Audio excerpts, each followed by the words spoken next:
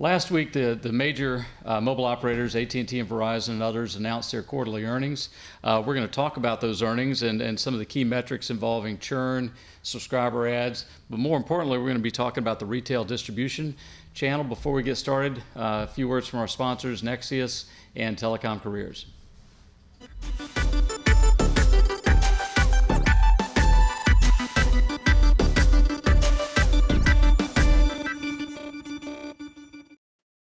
Nexius, accelerating network and business transformation. Telecom Careers, the #1 global telecom and wireless job board. telecomcareers.com. Welcome to this week's episode of Telecom Careers Insider. Our guest this week is Omar Khan, president of TCC. TCC is, I think, the largest premium distributor for Verizon. Is that correct? That is correct, yes. Well, thanks for joining us today in Austin, Texas at our RCR ATX Studio Lounge. Verizon announced adding 1.3 million net new subscribers. They announced a churn rate of, say, 0.93% thereabouts, which is one of the lowest churn rates they've reported in history and certainly one of the lowest in the industry. Let's dive right in. I look at your background, and you've got an impressive background of having been the Chief Technology Officer at Samsung Mobile, Vice President of Global Supply Chain for Motorola Mobile Devices, a manager of practice strategy at Anderson, and you've got a master's from MIT. I got to ask a question, Omar. What would drive your decision to join a Verizon franchisee? Well, first, Jeff, thanks for having me. I really appreciate being here. We were chatting off camera a little bit earlier. I'm a product guy through and throughout. I mean, I've always been a techie. I've been a geek, all my life. An early adopter, as you are. For me, the opportunity to go to a technology retail company like TCC that touches millions of consumers a month was a huge opportunity to really enable customers to interact, adopt, and integrate the next generation of technologies that wireless enables into our lives. And the retail point of presence is so important as we move forward. The technologies that we're rolling out, all the companies, the OEMs, the carriers, are so complicated. The consumer experience is complicated, and the mass market consumer is not like you or me, where we may be comfortable reading on an Engadget or an RCR Wireless the reviews of the latest devices and or the latest technologies, Internet of Things, and just go on Amazon or directly onto a pre-order website and buy it. The mass market consumer wants to walk into a store, touch it, feel it, talk to their technology advisor that's in that store, and be able to get a recommended curated sale so that they walk out with that device or that technology working. They feel that they have someone they can go and talk to. A lot of times those people are exactly like themselves. I had a new hire training a couple of weeks ago, and one of the girls in the audience asked me, she said, "I'm not a tech person. I'm just a people person. I love talking to our customers. What can I do to become a better salesperson?" I said, "Don't do anything. Be who you are, because you are like our customers, right? When they come to you, they'll know they're getting an honest opinion, right? They're getting your opinion because they identify with you, not as a tech early adopter, but somebody who has the same pain points in their life that you do." Well, a lot of folks may not understand the franchisee model. We're going to talk about the business model in just a minute, but I want to start with, let's talk about TCC. You've got 700 stores in 38 states. What can you tell us about the history of the company? And then we're going to talk about that unique customer experience that you're delivering in store. Well, the company was founded in 1991 by Phyllis and Steve Moorhead, and it's been passed on to Scott Moorhead, and still remains within the Moorhead family. TCC has grown organically as well as through acquisition as an exclusive partner of Verizon Wireless, as an exclusive retail distribution partner, and now we are the largest. And it's the roots of the company were always within the technology space. It started in a partnership with GTE Wireless, selling, as we said, bag phones, and in Marion, Indiana. Yeah. And when they opened their first few stores and sold their first, 10 or 12 bag phones, they thought, that was what a huge opportunity. Sure. But thought the market might be penetrated, not knowing how big the wireless space was going to get. And I just give them a tremendous amount of credit for continuously reinvesting in the company, continuously reinvesting capital, taking out debt, paying off that debt, whatever they needed to do to grow and take advantage of the opportunity that was put before them. And I think they chose wisely a long time ago to partner with Verizon Wireless and the network that they've invested in. Well, let's talk about, I'm trying to get my head around 700 stores nationwide in 38 states. Talk about the demographics of the store locations and the markets that you serve. Well, so I mean, the company started in Indiana, northern Indiana, and our largest penetration obviously is in and around Indiana. So if you start to build that radius outside of there into Illinois, Ohio, Michigan, in those markets, that's where is our largest penetration. Now we're nationwide, obviously just 12 states remaining. The evolution of the company really came from building systems, tools, processes to drive scale across those stores. And the reason I think we've been able to grow is we've put the right tools and processes in place and continue to invest in those systems to really be able to run a nationwide retail infrastructure. Everything from supply chain, of how do you move boxes around to 700 plus doors? How do you bring returns back? How do you digitally interact with a customer? Those are things that it's tough to do if you don't invest in the systems, the tools, and the processes and the infrastructure necessary to support those stores. Well, we're of the slightly older generation. I think I'm older than you, but you mentioned GTE, and its roots were back in the GTE footprint, which was predominantly more of a rural footprint. So you had the 7 Baby Bells, and you had GTE, right, which was really a kind of a rural type of phone company. Verizon bought GTE. How far from the original kind of more rural roots has TCC evolved? And where I'm trying to get to, are you now an urban kind of competing with the Crickets and the Boost and that type of brand, or are you still sticking to your roots of rural? Well, by and large, I think we've stuck to our roots. Now, we're not purely a rural company. I would say that we're not, by and large, in major metropolitan centers. So we're not in, let's call it the top 20 MSAs. Okay. You're not in those markets. Yeah, we're in some of those markets, obviously, and but our focus, by and large, is to focus on suburban and rural customers, and providing the service necessary to them that they may not be able to get from a big box retail shop or a corporate-owned store.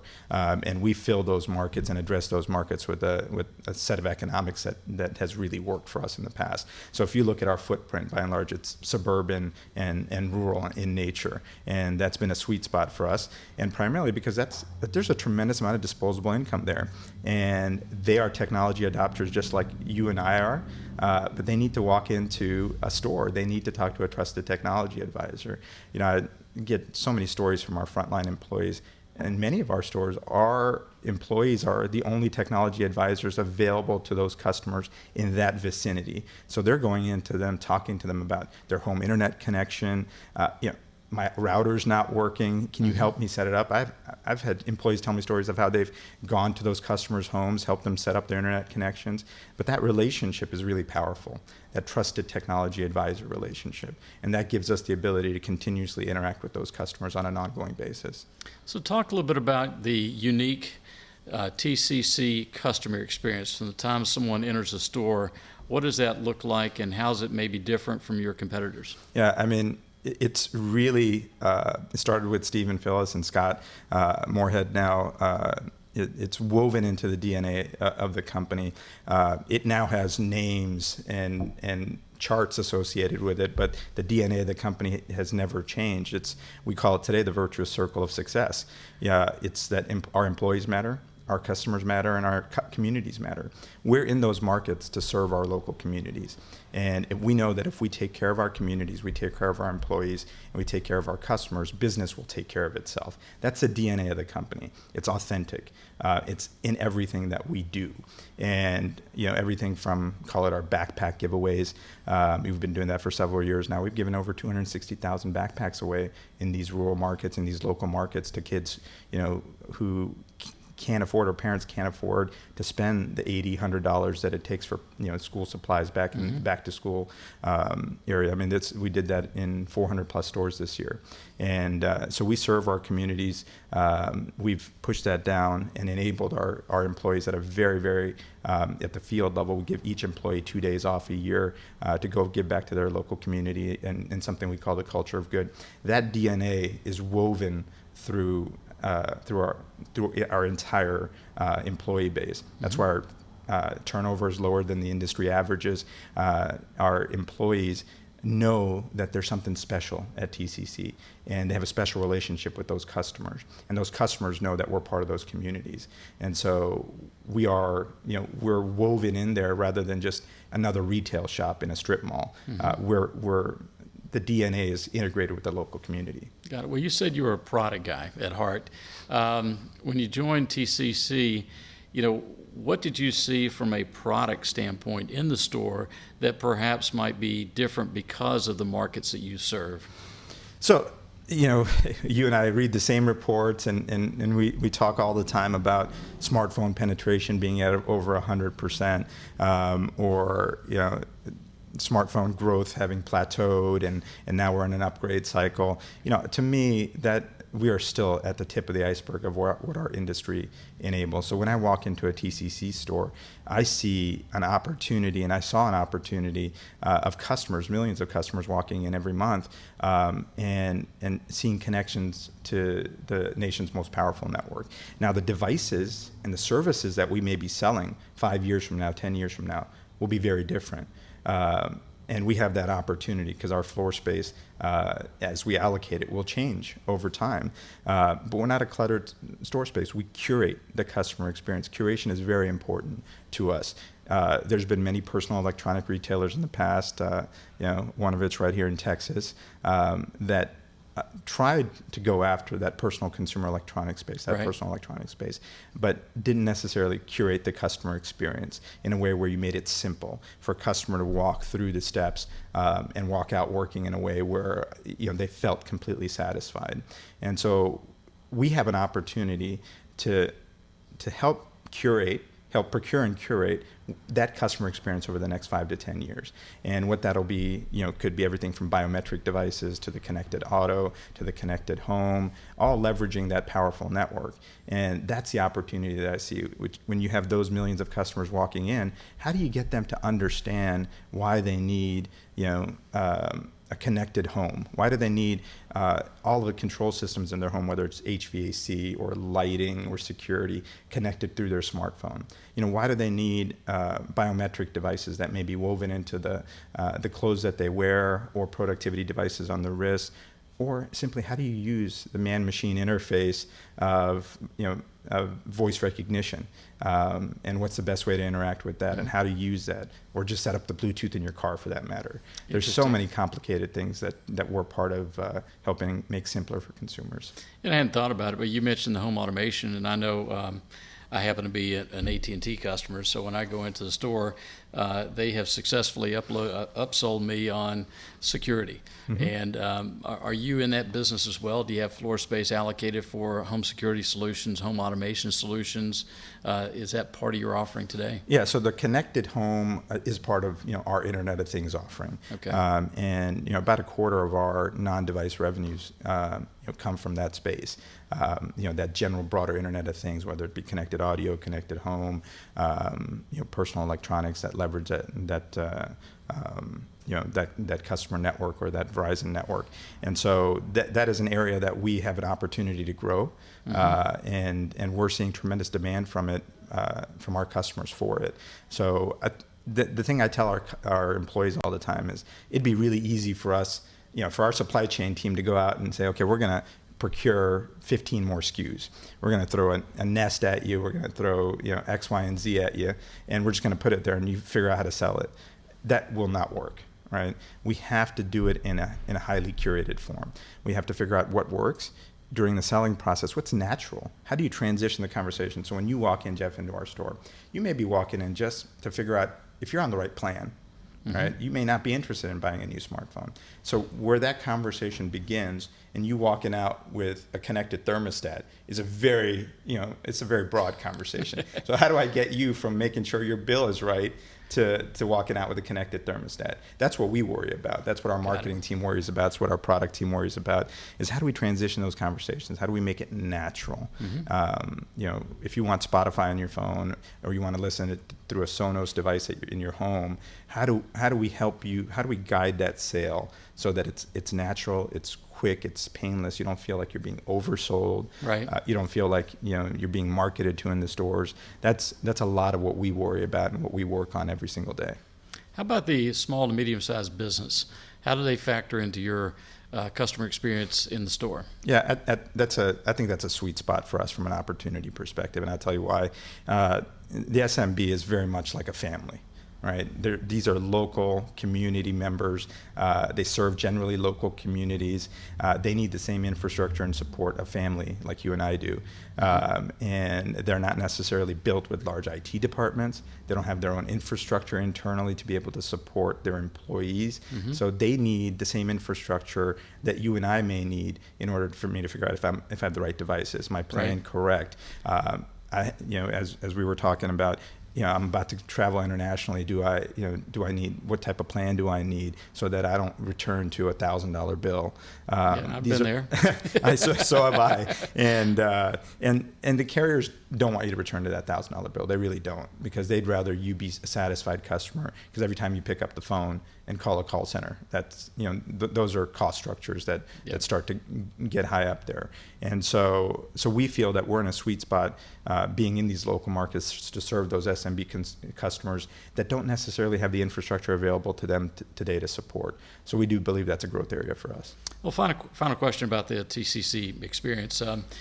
In the opening statement, I talked about 1.3 million net retail postpaid customers. So can you give me a sense of what percent of your customers are prepaid versus postpaid? Yeah, we tend to mirror Verizon's overall statistics. I mean, from a postpaid prepaid perspective, we don't disclose necessarily exact statistics, but we tend to reflect Verizon's overall business. Prepaid continues to be a big opportunity. There are customers and demographics that from a credit perspective, or it may just be for our children that we may want prepaid devices. So there is a market for both postpaid and prepaid devices. We've seen, as Verizon has seen, a tremendous uptake of the device payment program as customers start to move and carriers start to move away from the subsidy model to the device payment program. That continues to be a big part of the customer education and adoption process for us and for the rest of the wireless industry. Got it. Well, let's talk about the business of retail distribution. To the extent you can, talk about the why do carriers like AT&T, Verizon, T-Mobile, Sprint, and others have franchise partnerships? It's for many reasons. It's for geographic coverage. It's capital allocation. I mean, if you're a carrier, from a capital allocation perspective, you don't have unlimited capital, and you have some of the largest capital expense of any company in the world in an infrastructure and in a network. And Verizon invests, tens of billions of dollars in their network and into bandwidth.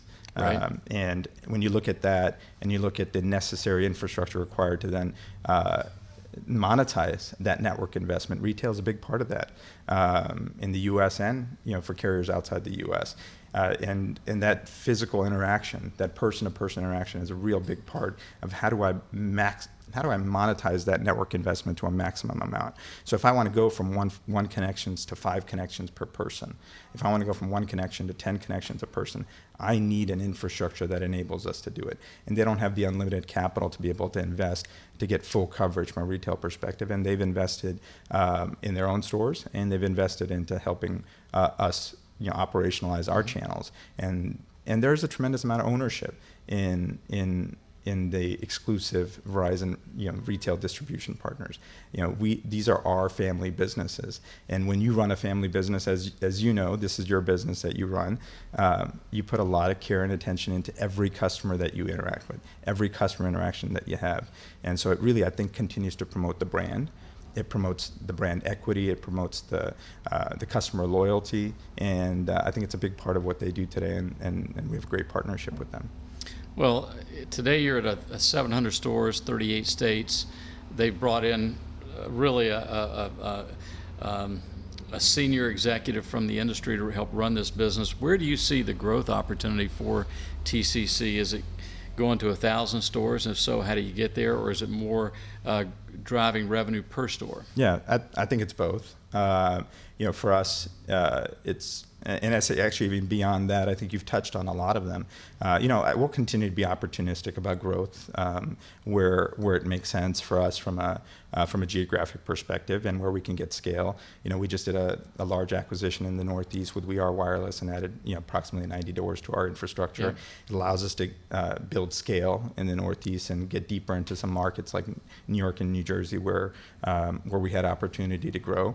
That is one part of our growth story. I think the next part of it is actually broadening, similar to what Verizon and other carriers are doing, is how do we get more attachment to each customer that walks out the door, both from a product and from a services perspective. So as you're walking in the door, what else is naturally something that we could be part of selling to you or activating for you, whether it be a product, whether it be a wearable, whether it be a connected speaker or some type of home automation, or it could be a service. One of our portfolio companies is Redux. Redux addresses a huge consumer pain point, which is removing moisture from your devices. So you got a big bag of rice, you put the phone in? Yeah, we've just basically bought rice. Yeah.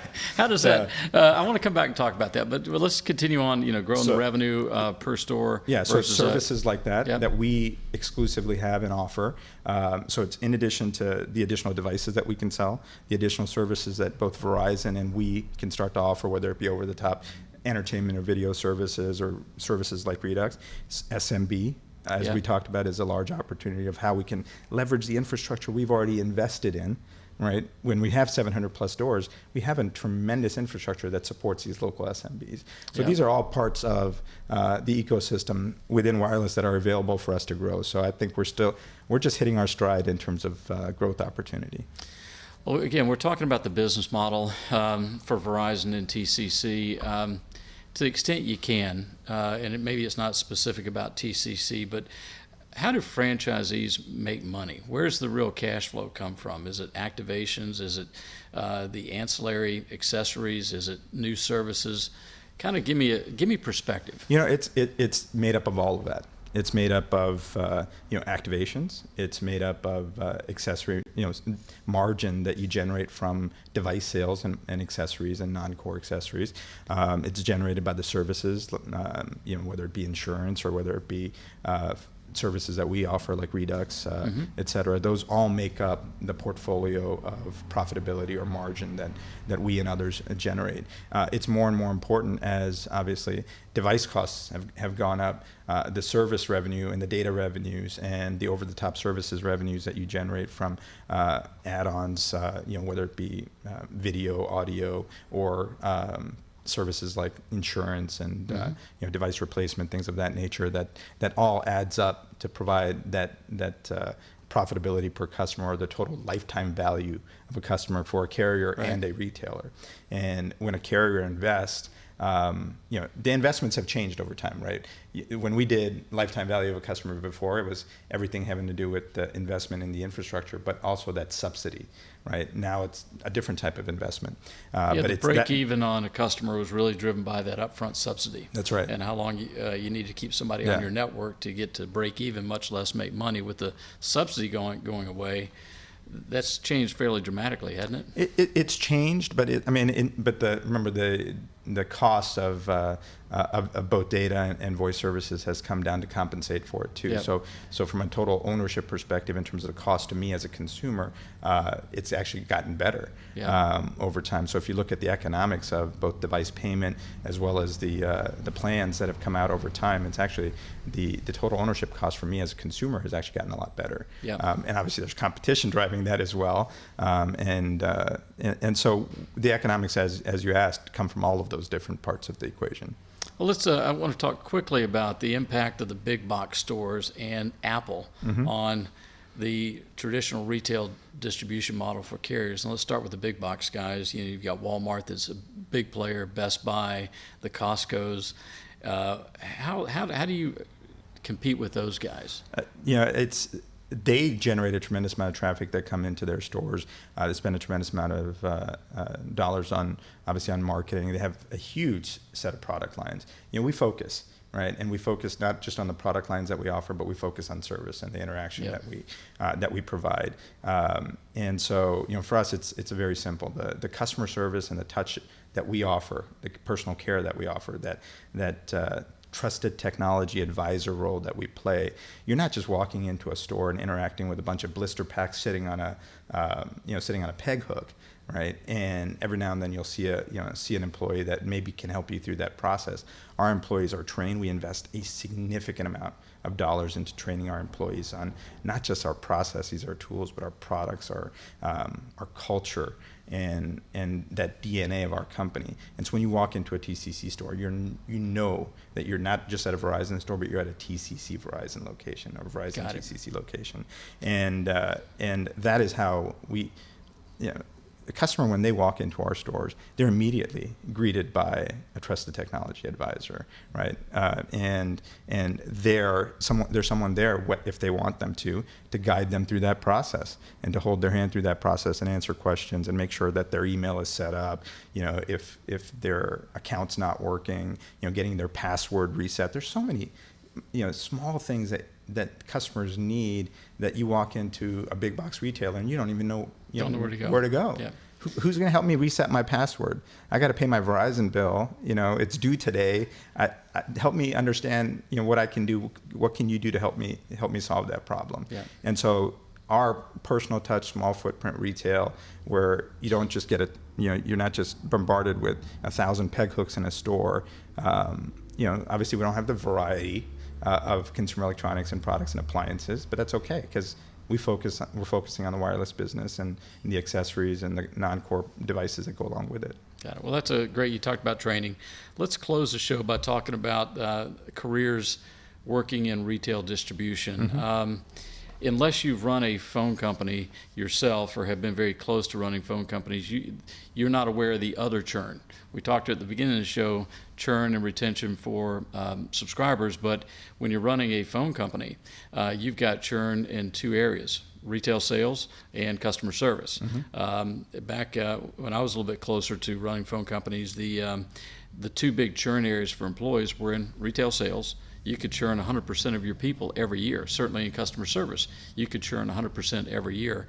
Where are we today in terms of the churn of retail salespeople in the retail channel, and what are you doing to keep that churn number lowest? What you talked about earlier, you're probably lowest in the industry. Yeah, I think that if you were to talk to any retailer today, they'd probably tell you the exact same thing. I'd tell you the highest cost for any retail company is turnover and employee recruitment, training, et cetera, and that entire cost of that employee life cycle, or what we call the employee journey. And for us, we have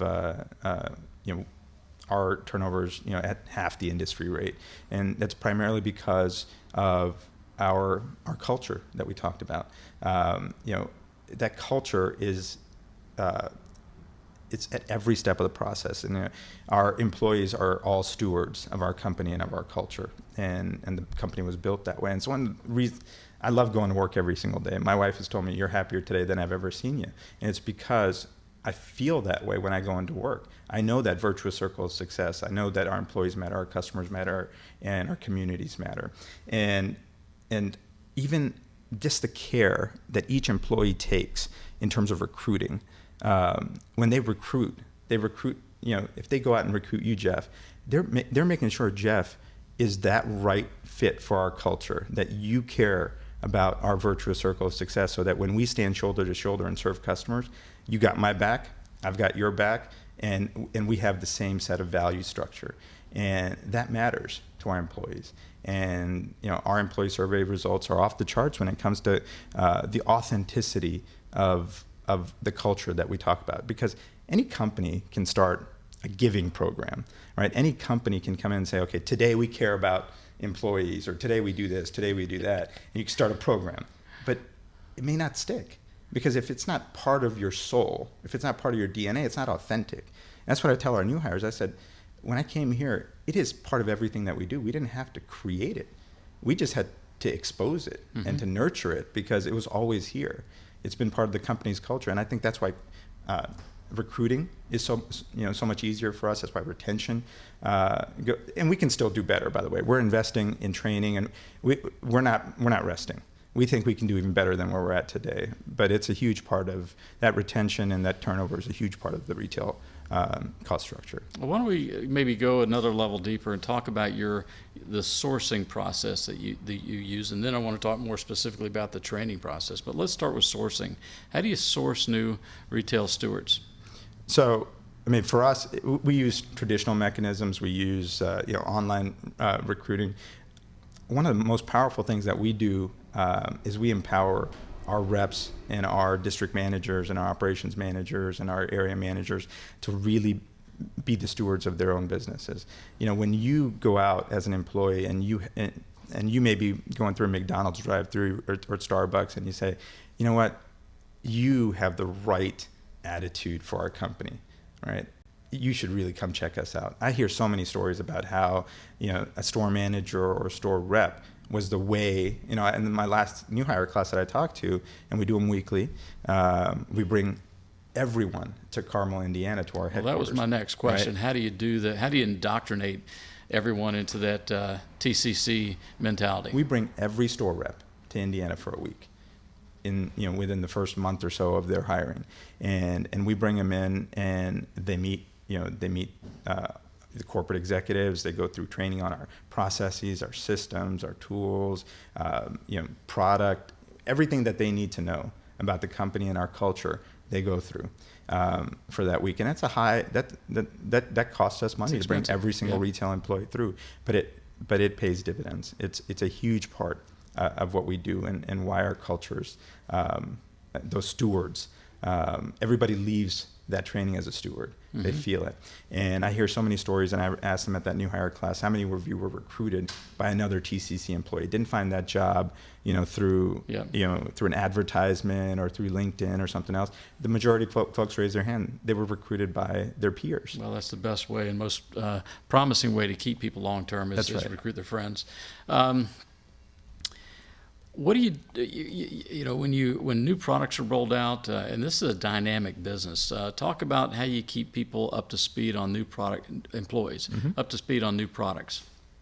So we do it through multiple methods. Obviously, we've got traditional ways of distribution of materials through our learning management systems. We use video a lot.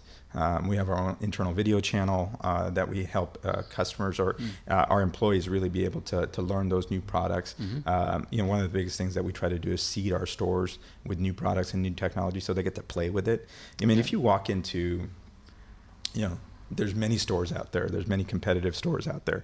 A lot of the times, the products that you want to interact with, you have live demos of devices, but a lot of the products you want to touch and feel are sitting in blister packs, right? They're sitting in shrink wrapped, and you can't touch or play with it. And the employees have never touched or played with it. You don't even know if you need a large, medium, or small, right? Which one fits my wrist size, or how many, what type of connector do I need?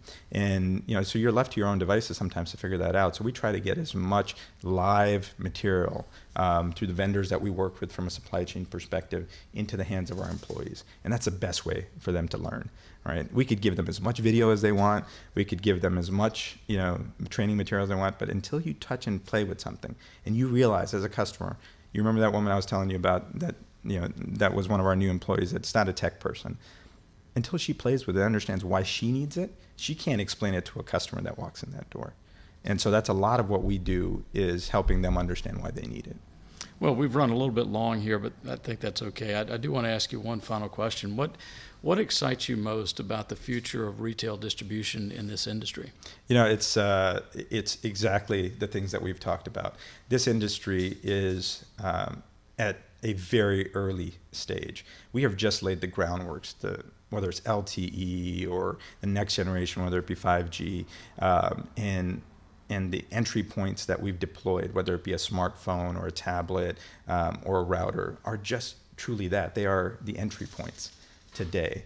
because the amount of personal productivity, the amount we can help people improve their lives from a healthcare perspective, a productivity perspective, an entertainment perspective, all of those things that will leverage those investments that have been made, that groundwork that has been laid, are ahead of us.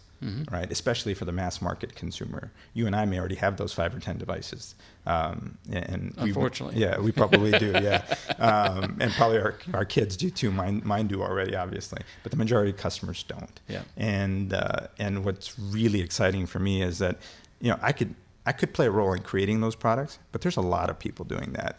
I want to be able to play a role, and we at TCC want to play a role in helping curate those connections, those devices, and get those in the hands of 300 million customers, not just the 3 million or the 6 million that may be early adopters. And that's what's really exciting about the future of retail distribution, especially in our space. Got it. Omar, thank you so much for joining us this week. I really appreciate you coming down from Dallas to Austin to join us. Thank you for joining this episode of Telecom Careers Insider, where we focused on retail distribution. Join us next week. I'm sure we're going to have an exciting topic for you next week. Thank you. Thanks, Jeff. To reach Jeff Mucci or to suggest a show topic, you can reach him at jmucci@rcrwireless.com. For all telecom-related news and information, please visit rcrwireless.com.